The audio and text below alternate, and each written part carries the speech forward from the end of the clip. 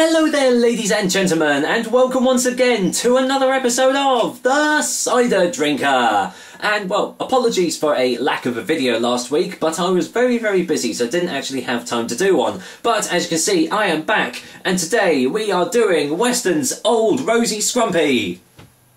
No, we're not, because I've already reviewed it.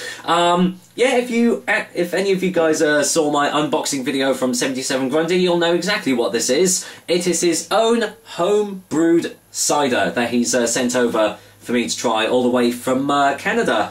So, well, firstly, thank you very much for allowing me to try your own cider out.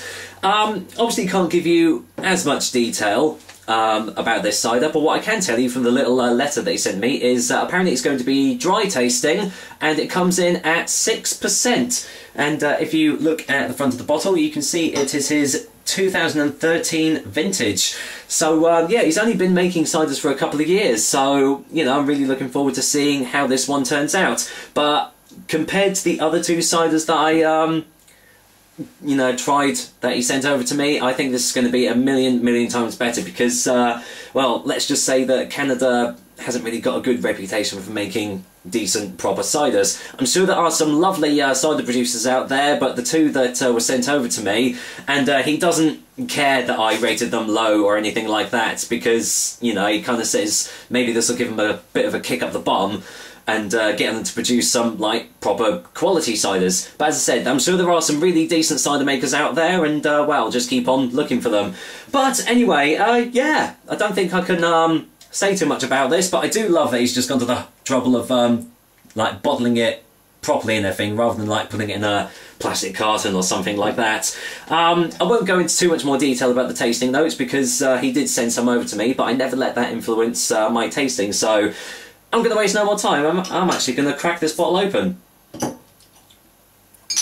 There we go. I highly doubt there would be carbonation unless he's got all the huge equipment and everything, but oh, I don't know. There is some carbonation, as you can see there. That's pretty cool. So, let's go in for the whiff test, shall we? Oh wow, that's it smells kind of grassy, actually, but a very deep dry note on the nose.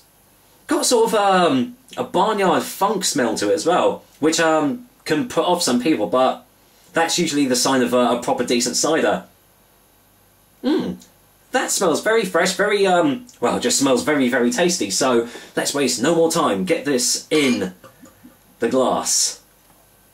As you can see, there's no sediment floating about there, I don't think, but yeah, let's just get this all poured out. While I'm doing that, I'll just say thank you once again, 77grundy, for sending this over to me. I'm sure it'll taste absolutely fine, so no worries there. So I'm sure you saw it already, but there's the colour. Yeah, very fine carbonation there, almost like a fine mist walking through, but slightly off-light straw colour, as you can see, and yeah, the carbonation is dissipating quite quickly, but always good to actually see that in the home-brewed cider. So do I get any more smells off the glass? No, it's just smelling just very light, but still quite a dry note to it too. The grassy, funky undertones have kind of dissipated a little bit as well, but no, they're still smelling really nice. So yeah, I'm going to waste no more time and get into the taste test. So cheers, 77grundy. Thank you for sending this over to me, and here's to your 2013 vintage homebrewed cider.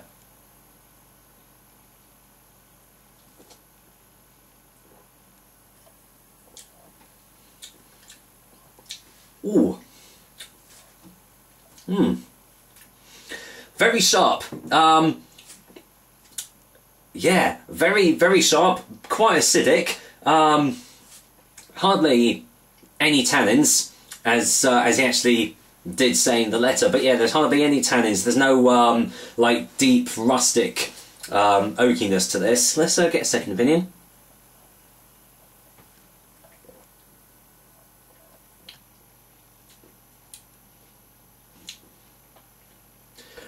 Yeah, very acidic. Very tart. basically tart, astringent, all those adjectives can be used to describe this. A little bit of a citric kick as it's going down your throat as well. There is a slight metallic sort of taste to it. I'm not sure where that's coming from, whether that was just done in the making that, like the brewing process or something, but there is a slight metallic tang behind it, which kind of detracts from the taste a little bit, but apart from that, it's a very, very decent homebrew cider here, definitely.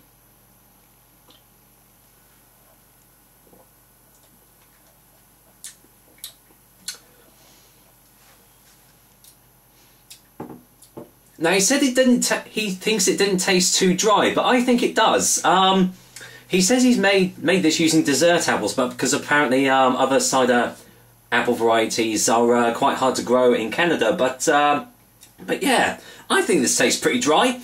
So the description is right.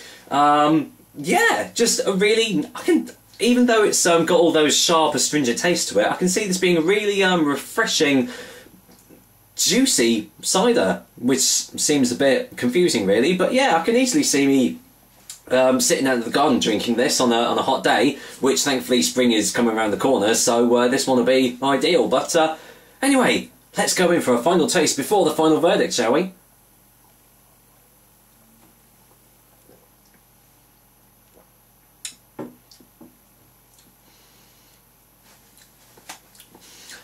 Yeah, all those tart tastes that I'm getting, they're not completely overpowering. They're not, like a sucking on a lemon sort of thing.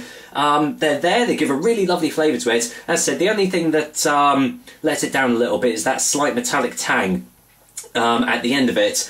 But apart from that, very, very lovely homebrewed cider. If this is only your second year of homebrewing ciders, you were doing a bang-up job on this, mate. So, well, for a final verdict, I'm not going to show the bottle because it's old Rosy Scrumpy, but as you can see there, 77grundy's homebrewed cider is going to get a 7 out of 10 from me. You can easily show these Canadian cider companies a thing or two with making cider, because I'd buy this. If you can just like get that metallic taste to to basically take the metallic taste out of the cider, this would be easily bought by me on the store shelves. No kidding, because well, I don't lie. So yeah, nice one, 77grundy, and well, once again, thank you very, very much for sending this over to me. I will definitely be enjoying the rest of this glass later on tonight. But for now, that was another episode of the Cider Drinker for you guys. I hope you liked it, and sadly, yes, that is all the ciders that 77grundy sent over to me. So all that's left to be said is, I know I've said that about a million times already, but thank you very, very much for sending all of them over to me. I've really enjoyed reviewing them and trying them, and well, I just hope you and you other guys continue to enjoy watching my reviews. So, well, I'm just going to go and finish this glass of homebrewed cider out. So, take care guys, until next time.